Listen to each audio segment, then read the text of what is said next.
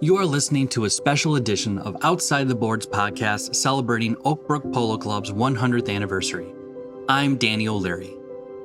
Founded in 1922 by legendary businessman Paul Butler, the Oak Brook Polo Club is an American polo treasure and one of the oldest polo clubs in the United States. It was once the sport's epicenter for elite professional polo and served as home to the U.S. Open Polo Championships for 24 straight seasons and other prestigious international and national polo tournaments. Paul's primary and enduring passion was horsemanship. In 1921, Paul and his father, Frank Osgood Butler, planted the first polo field and brought polo to Oakbrook. It was in 1927, standing on the international field at Meadowbrook Polo before the start of the Westchester Cup, Paul prophesied, "Someday all this will be gone and the center of polo will be Oakbrook." Paul's prophecy came true in 1953 after the Open Championship was played in Meadowbrook. The next year, the Open moved to Oakbrook, where it would be played until 1979, the longest consecutive time the Open has been played at one location. By 1956, Oak Brook Polo Club had 13 polo fields and stabling for 400 horses, with games played 6 days a week. The club also included grandstands, bleachers, and box seats, a clubhouse, and 36 miles of tree-lined trails. Paul joined 4 polo fields so they could be used as east-west and north-south airstrips for family and incoming guests. Those guests included royalty, dignitaries, and celebrities from His Royal Highness the Prince of Wales, Prince Charles, to Hollywood's Audrey Hepburn and Vivien Leigh, and countless others visited the club. Paul also initiated and hosted a long list of international polo matches that drew legendary players from around the world. The Oakbrook team also traveled far and wide to support other clubs, and Oakbrook hosted international teams representing nearly 30 countries. Polo provided the village of Oakbrook a lifestyle appeal, a social sporting scene amplified and carried on by his son Michael and daughter Jory. It helped lay claim that polo created Oakbrook. The Oak Brook Polo Club was the largest polo plant in the world from 1954 to 1979 and would be billed the polo capital of the United States, or Polo Town. In 2022, the Oak Brook Polo Club will be celebrating its 100th anniversary, but returning to its original and masterpiece field, the Cecil Smith Field. To honor this historical occasion, the Oak Brook Polo Club has invited club friends and family to share stories of their fondest memories of visiting and playing at Oakbrook. Join us as we take listeners down memory lane with some of the sport's household names while they share their experiences at Oakbrook and the impact the club and its founders have played on their lives. Saddle up. Welcome to this Outside the Board special podcast edition with me, Danny O'Leary. Hi, everyone, and welcome to our first episode of the special edition podcast of Outside the Board celebrating Oak Brook Polo Club's 100th anniversary. Before I introduce my first guest, did you know Paul's had a profound passion for horsemanship? In 1921, Paul and his father, Frank Osgood Butler, planted the first polo field in Oakbrook from Hot Springs, South Dakota, where the elder Butler, Julius, had a polo field in the center of the Hot Springs racetrack, which Julius owned. Frank was breeding thoroughbreds on his ranches there, from which he supplied most of the horses to the U.S. Army during World War I. As a result, he had good breeding stock for polo ponies, which he continued to breed for many, many years. Before each podcast, I'll share fun and fascinating historical factoids like this about the Oak Brook Polo Club. So continue to listen to more episodes to learn more about the historic club. My first guest on this podcast is the legendary Hawaii polo great, Ronnie Tongg. Ronnie's affiliation with Oak Brook Polo Club began in 1960 as a teenager when he visited a club to watch the U.S. Open Polo Championship. At that time, he came with his father, who helped build a couple polo clubs in Hawaii, who would later win the Open in 1962 and would ultimately become the owner of the Santa Barbara Polo Club. Ronnie would visit Oakbrook numerous times over the course of 2 decades as a groomer, player, and spectator. He is a dear friend to the club and the Butler family, and we are thrilled to have him on this special podcast. Enjoy.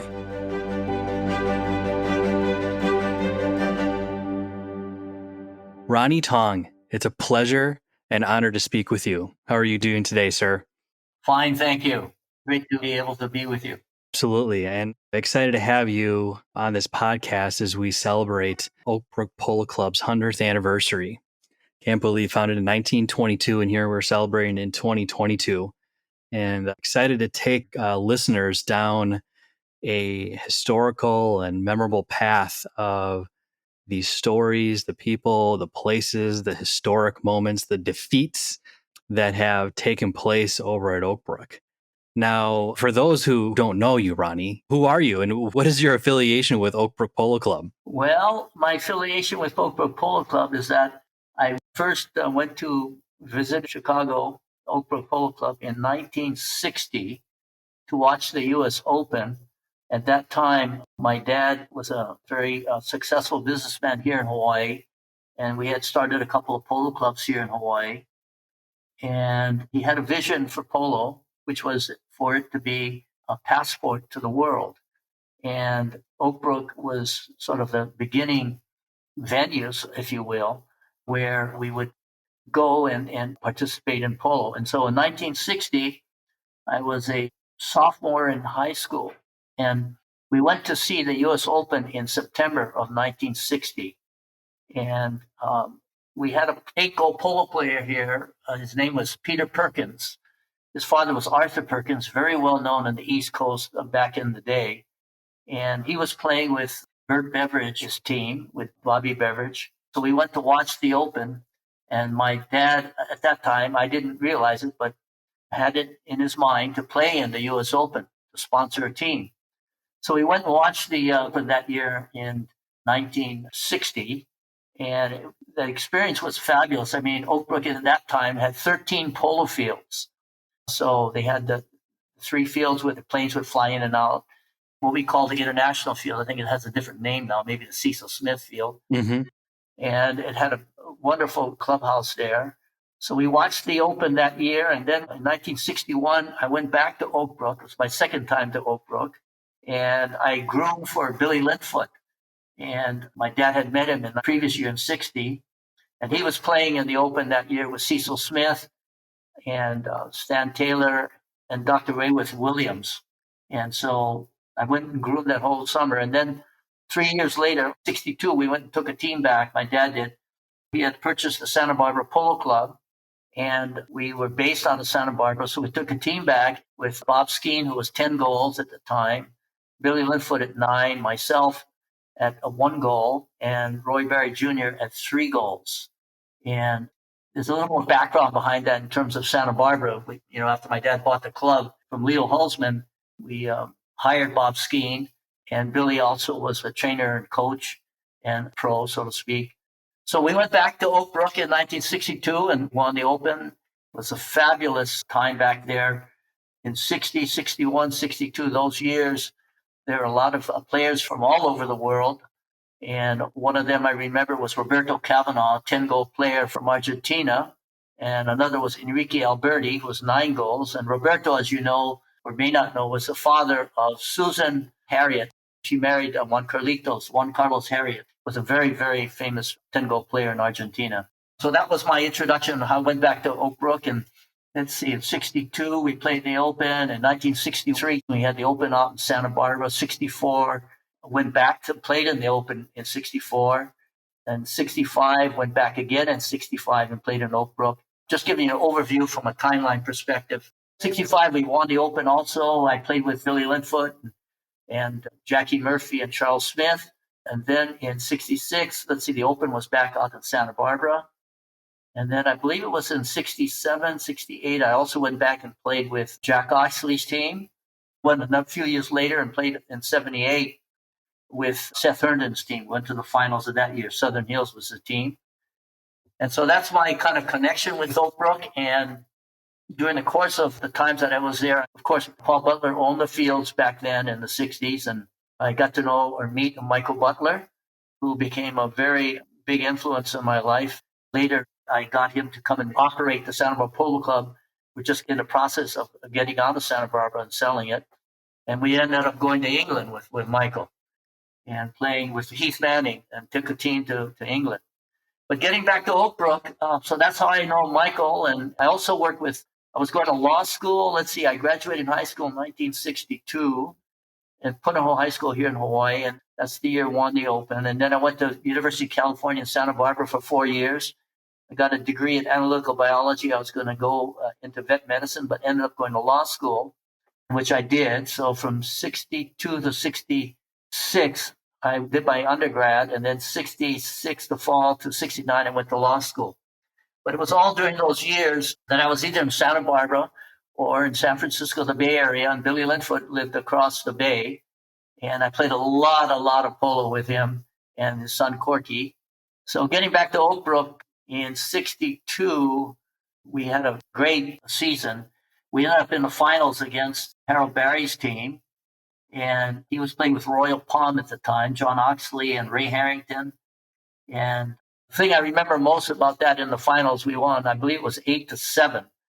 But we were going down the field, and one of the things I remember very vividly was when we rode off Harold Barry, we were going, I guess, from left to right. If you face the Drake, if you're going left, that's probably west. So I was riding Harold Barry off on my left. Billy Linfoot was riding Ray Harrington on the right. And then Bob Skeeton had got the ball in the middle of the field, and we kept riding our players off, and Bob went right down the middle of the field from one end to the other and made a goal. And that was something I'll always remember. And that team, after we won the Open that year, Roy Barry went up from 3-5, and I went up a goal from 1-2. But weather was kind of warm in September.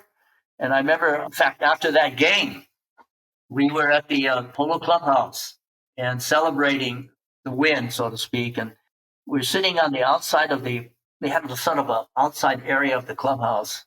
And Harold Barry was there with the rest of the Royal Palm team. And so they took the Open trophy. I don't know if you're familiar with the U.S. Open trophy. It's a lot of pictures of it. But they filled it with champagne. So it was it was up to me to take it around. So I was carrying it with two hands because it was really filled with champagne. And it was just heavy. It's fairly big. But something that stands out in my memory was Harold Barry. When I went over where Harold Barry was sitting, he grabbed it with one hand. He was over 300 pounds. He was about 350 pounds. He rode these huge horses. I mean, they were like tanks, but they could run. So he grabs the Open trophy with one hand and holds it up like he was holding up a wine glass. and he just takes a swig out of it. So that was something that I'll never forget because he was so big. But then, we were on the field and I was riding him off. And I mean, I was just a one-goal player then. But it just shows you that if you got the leg up on someone, which I had on him, you can still maintain the advantage no matter how big they are. That's for sure. It was a great game. That was a heck of a decade that you were involved with Oakbrook, going all the way back to 60 to getting your first taste of the club. Right. And the rest just kind of seemed history. A lot of things happened in quick succession from 60 to 63, it sounds like. Now, were you playing in high school during those days or no? Yes, I started playing when I was 11. I was playing here at home and here in Hawaii. We had already started traveling because of my dad's vision. We had been to Mexico City, been down to Colombia, been over to the Philippines. So one of the good things, if I can take a rabbit trail here, when I did go in 60 and 61, I met a lot of great people, including Tommy Oxley and Jack. And then there was also Charles Smith. And then the Momans were there. Ted Moman was the master of the hounds of Oakbrook. I don't know if you ever remember, but had pictures, but they used to have hounds there at Oakbrook. And he was the master of the hounds, but he had several daughters. And one was Marcia, who eventually married Charles Smith. And then there was Gigi. And then there was Sissy. But anyway, we all used to get together, and also with Jackie Murphy and his brother, and we'd play softball. They have a softball field over there. You have to go across the Barn 6, and I think there's a bridge went across there, and you go down through it's a trail, and then right in the middle of the, not forest, but kind of a wooded area, they had this softball field. And we used to just go there and play softball during the week, and we weren't supposed to, but we took a lot of beer and whatever, and we used to just really have a great time, just get smashed and just play. And then, in fact, one time we were playing over there, and someone said, "Oh, the security is coming." I don't know if I should share this, but anyway, we had all been drinking beer, and so I just took off running. And when I have enough alcohol, I get silly and funny, and so I ended up running through a fence. And after that, I had this nickname, Ronnie, run in the fence. But anyway, that's one of the things I remember back there. I mean, we had great times. And that's another fellow, too, you should talk to is Charles, because he, has a great history there. His father, Cecil, played there so many years. And he was Paul Butler's pro at the time. Now, Oakbrook and Michael Butler in Hawaii have a really lengthy relationship, correct? I mean, it's just not you, Ronnie. I mean, it's many others. Yeah, right. He developed a very close relationship with Fred Daly and then, of course, his son, Michael. And when we were in Santa Barbara, Michael was managing the club and myself in 69, 70. Mike Daly used to come out and play with a team there in Santa Barbara. But Michael would come over to Hawaii and he would play and had a great close relationship with the Dalys. Do you know how that relationship started back then with Hawaii? Well, I believe Mike Daly also came out to Chicago one year. And in Hawaii here, we had a lot of teams that visited and played polo in Hawaii from all over the world, from Japan, from the Philippines, and also from the mainland, or we call the mainland. And we used to have the English team come over from England. And Michael was very good, close friends with the English team, Tyrone Waterford, and his brother. They used to come over and play all the time. And I think that's how Michael met the Dalys or got involved with the Dalys. And then eventually Michael went and played in Chicago a couple times and played with Michael. Okay. So I think that's how that relationship started. Mike Daly will also be on this podcast. Oh, great. So I got something scheduled with him in the near future. So excited to talk about that. And you also mentioned when you went overseas, did you play alongside Michael and for Oakbrook? Yes, we did that. And it was as good as a fun trip that I've ever had going over. We took a team to England. We were in Santa Barbara in the spring of 70. And I had suggested to Michael, if you really want to have some fun and really play good polo, you need to go to Europe. You need to go to England. Because my dad had taken a Santa Barbara team to England in 1964. And we won 3 out of 5 tournaments there. And we went on and played in France and Deauville. We won the Gold Cup there. And all the tournaments that we played in France, we won also. So I broached the idea to Michael about going to England. And he said, fine, let's go. And he said, let's get a team together. And so he kind of left it up to me. And so I called Billy Linfoot. And then Heath Manning was a very good friend of Michael. And his son, Heathy, we kind of all got together. And there's another New Zealand player that was Tony Devich was his name, that played on the team along with Michael. So Michael sent Billy and I down to Argentina, my first trip to Argentina in 1970, to buy horses to send to England for the following year for 71. We went down in the fall of 70 and we bought horses. They would ship them up in the spring, our spring, and then get to England. We'd play them the following year in 71. So we did that, and then we got the team together. We shipped the horses from Santa Barbara and put them in a train and went all the way across to New York. And then we got in the planes. They got these charter planes from there and flew into Heathrow. And from there went in these lorries down to Midhurst. But Michael, we actually based out of Windsor. And he had bought a place up there near Windsor. And that was his residence there. And it had its own barns and everything. So we were the Oakbrook Columbia because Keith Manning was also a co-sponsor. Mm-hmm. Heath was from South Carolina, and he was a one-goal player, really good one-goal player. So the team was called Oakbrook Columbia. And we ended up going there and playing in Windsor and then going down to Midhurst and playing down there. And we got to the finals of the Gold Cup that year. And we were ahead by 2 goals, ended up losing by 1 goal to a very, very good friend of mine I met that year. His name was Daniel Gonzalez, who was a 8-goal player then, went on to 10 goals. In any event, fabulous story. In England, they have the medium goal, not just a high goal. And in Midhurst, in Coventry Park, where Midhurst is a town, Coventry Park is the area there, they had this Harrison Cup, which is their 14-goal tournament. So we had myself, Corky Linfoot, Billy Linfoot, Michael, Heath Manning, a good friend of mine from the Philippines, Benji Toda, and Heath's son, Heathy. So we did? We made 2 teams because they had 28 teams in this 14-goal tournament. 14-goal tournament, 28 teams in 1971. And so we had the young guys on one team, the older fellas on the other team. There was Michael and Heath Manning and Billy and Tony Devich, the New Zealander. And they played on one team. And there was Corky, Benji, myself, and Heathy Manning on the other team. And we started on opposite sides of the draw. So it's 14 teams on each side of the draw. And we met in the finals. No kidding. Yeah. And then we went into overtime in the finals. on the Smith Lawn Field, the Sunday field there in Calgary Park. And under the Hurlingham rules, if there's a tie at the end of the six chukker, we were playing six chukkers, not eight, not international, but six chukkers. They widened the goals. And they widened the goals. They added another, I think it was 8 yards. They doubled the width of the goal. For overtime. Right? So it wasn't going on and on. And so we ended up, Corky Littfoot actually made the winning goal from about 90 yards out. I mean, the goal took up like half the back line, it seemed. Yeah.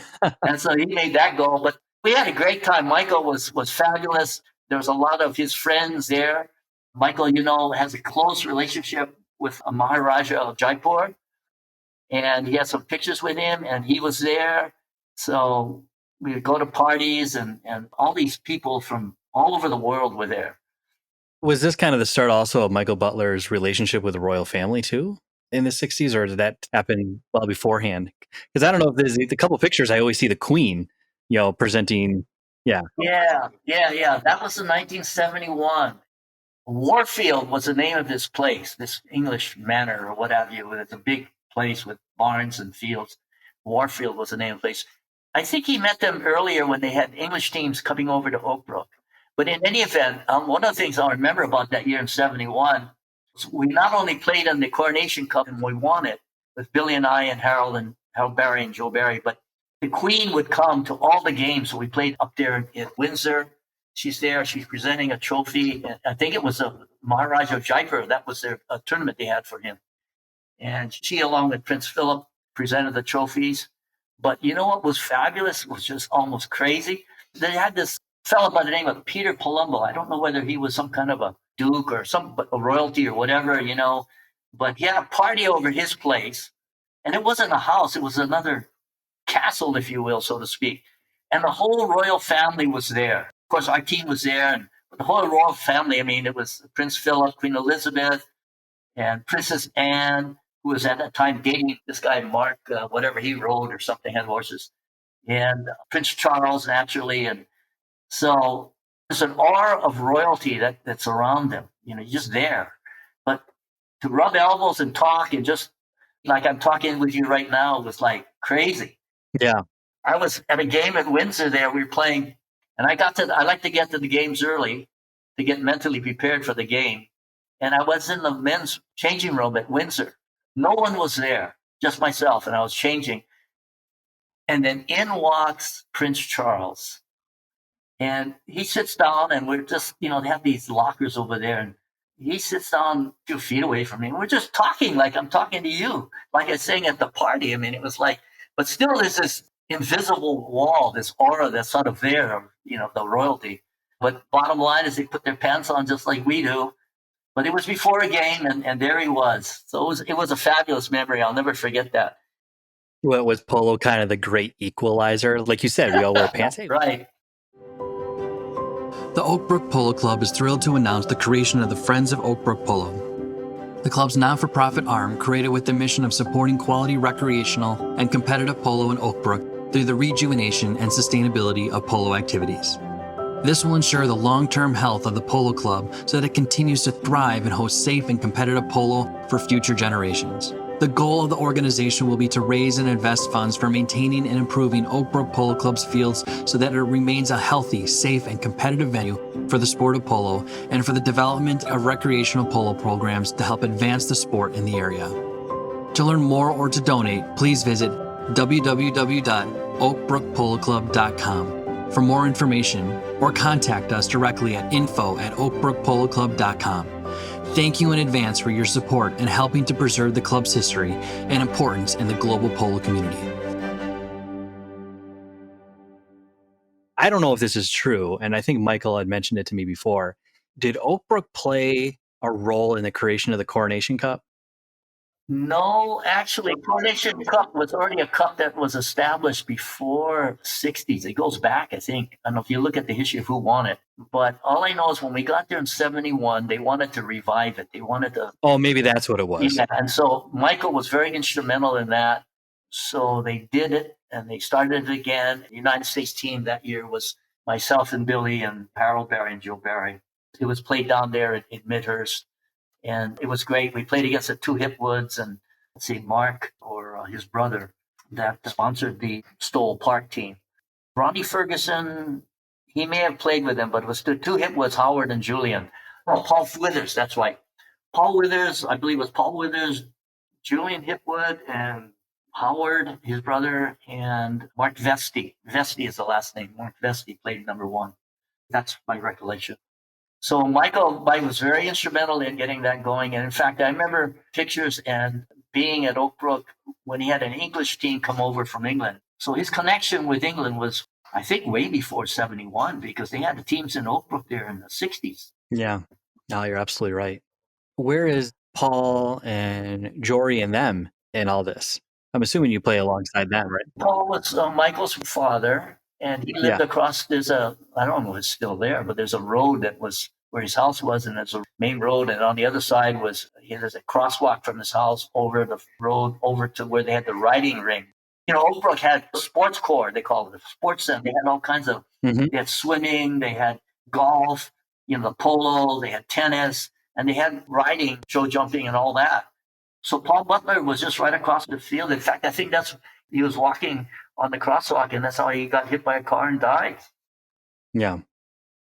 I know that land still exists. You can actually, if you go back in the woods, they've cleared it all out now. It used to be, I think it was dogwood or something like that, just, peppered all throughout in between the trees, and you can still see the exercise track, but there's nothing that exists. I'm like, you go back there, you don't even see anything remotely that something was built back there. Ah.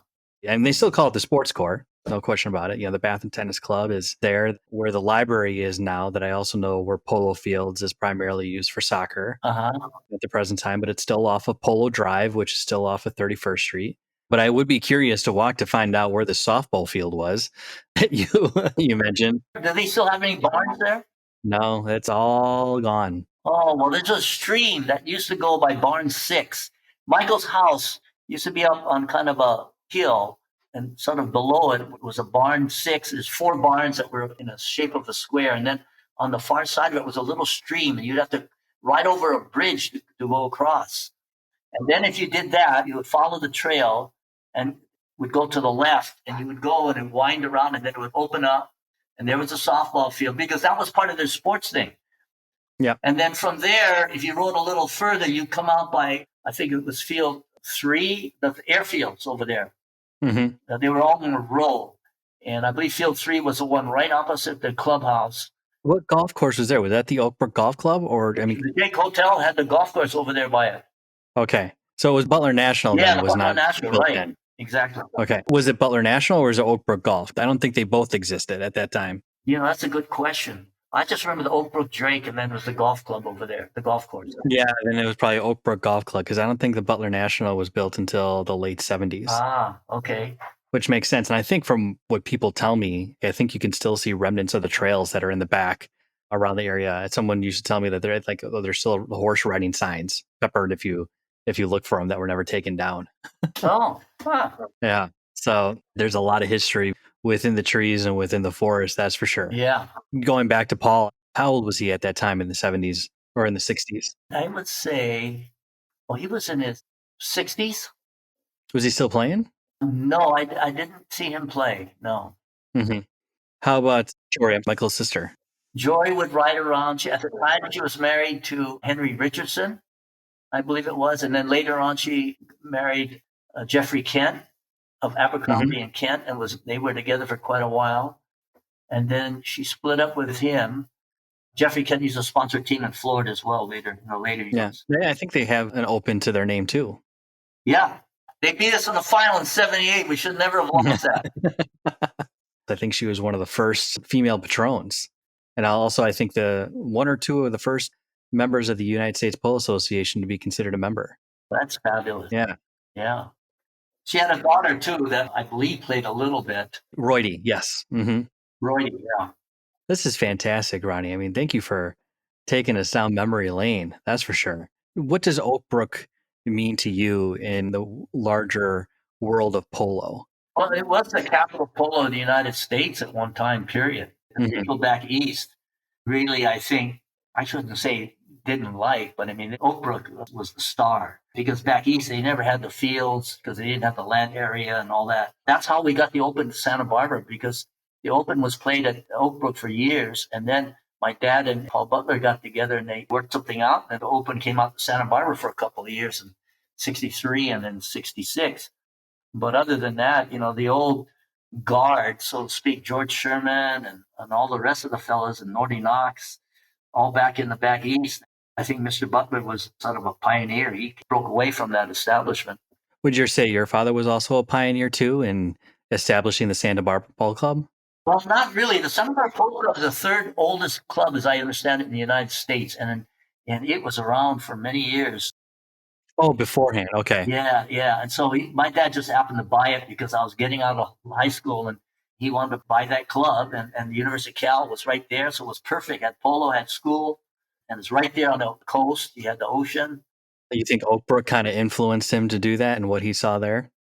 No, not really. He had his own vision because they used to play polo here in Hawaii in Kapilani Park, right at the base of Diamond Head. Very beautiful setting. Mm-hmm. The field area is still there, but they just play soccer on it. Yeah. And it's kind of like Oakbrook and all the other clubs, old clubs. I mean, pretty soon the land gets too valuable and you just can't afford to play polo anymore on it. Yeah, exactly right. Yeah. No, absolutely. Oh, but obviously, what better land? The polo field is so well manicured, perfect for other sports. That's correct. Well, Ronnie, I really appreciate you taking us down memory lane here. I think you just really embody what Oakbrook is and what it has been and the history that it has and the great relationships that you developed and the great competition and polo that you played back in the 60s. I mean, it sounds as though it was a fun decade for you, that's for sure. The book is wide open. So if you have any other stories like your softball one, by all means, it's an open book. No one's going to arrest you or anything like that whatsoever. But I really appreciate it, Ronnie. Oh, sure. You accepting this invitation and coming out. Is there anything else you want to add? I was fortunate in terms of time and generations to kind of bridge several generations because I was so young at the time that when we went out there in the 60, 61, 62, as far as the United States players that played, there was Billy Mayer was a 9-goal player. I saw him get hurt on field 13 where the school is across the street. There's a street on the other side by the Drake, and there's a school over there. I don't know if it's still there, but they had this field 13, they called it over there, and that's where Harold Barry bumped Billy Mayer, knocked him down, hit him at a bad angle, and he went down, and it was no more polo for him. But, he lived, but he had a really terrible concussion, and he could see, but he would look up in the air, but look down. I don't know if you understand what I'm saying, but and he eventually was, living in Royal Palm down in Florida. But in those days, I got to see that. But I saw Billy Mayer play, Buddy Coombs, who was 8 goals, 10 goals indoors, 8 goals. All the top players in the United States came to Oakbrook. And they were there. Cecil was there. Ray Harrington was there. And so there was a fabulous time there. And then later on, as I got older, I got to meet and play with all the other players that I played in, I call my generation, which would be Daniel Gonzalez and Cacho Merlos, and he passed away already, this other player, Gonzalo Tenoira, who played with Mar del Plata. And I started going to Argentina, and I started playing down there and played in a couple of big opens down there and won a big open down there and played with the Hagies, Alberto Pedro Hagi and Horacio Hagi. And, of course, they were the other two of Coronel Suarez with the 2 Harriets. But I got to play with all those great players in those days. And in England, too, I got to play with, and Michael knows him well, is Hanut Singh. He was the only 10-goal player from India. He used to come over. He played in England, but I believe he also visited Oakbrook. So all those players in those years, I was very blessed to have been able to play with them and to meet them. Even Ronnie Ferguson, his daughter, married one of the sons, Prince, somebody I forget. But so last name Ferguson, I mean, that sounds familiar, or the connection at least to the royal family. Nickname Fergie, that was her. That was Major Ferguson's daughter. And I stayed at his house because I played with him and Daniel Gonzalez. We won the Gold Cup in 72. The year after 71, I was there with Michael. I went back in 72 and we won the Gold Cup there that year. And so that's how I met them. My gosh, I feel like there's a good chunk of the people that are in the Hall of Fame that migrated through Oakbrook at some year or another. That's right. either had gotten their start. So probably about a number of people who have gotten their start in the 60s and 70s that later on in the 90s became big names in the sport. Right. Carluccio, the head of the USPA, I think got a start. Had played here in Oakbrook. Bobby Putz, obviously, as you know. Oh, yeah, Bobby's from there. That's right. It's always good to see, and not to mention, still producing, players. Pamela Flanagan, she's from here. You see Horacio Nada's daughter, Dolores, who plays for Hawaii Polo Life. Chris Dawson, Jared Zenny. Yeah. The Zenny family. So it's exciting to see that Chicago is still dishing them out. It's exciting. But Ronnie, I really appreciate your time. Thank you so much for joining and sharing this bit of history. I know I got a lot of interviews lined up. So the more stories that we can to recapture the past 100 years will be great. By all means, if something comes up in the meantime, we'll get you on for round 2. That's for sure. Well, you're very welcome. Hopefully this stimulated some more memories out of you. All right. Yeah. But thank you again, Ronnie. I appreciate it. Okay. Nice talking to you. The Oak Brook Polo Club is thrilled to announce the creation of the Friends of Oak Brook Polo. The club's not-for-profit arm created with the mission of supporting quality recreational and competitive polo in Oak Brook through the rejuvenation and sustainability of polo activities.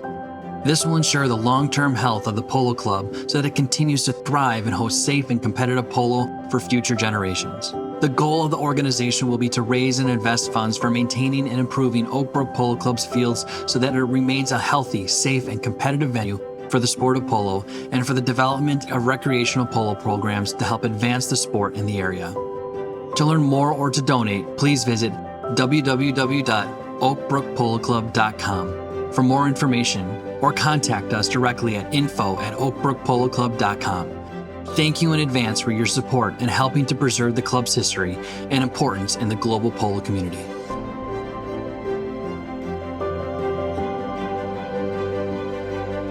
That was a great episode.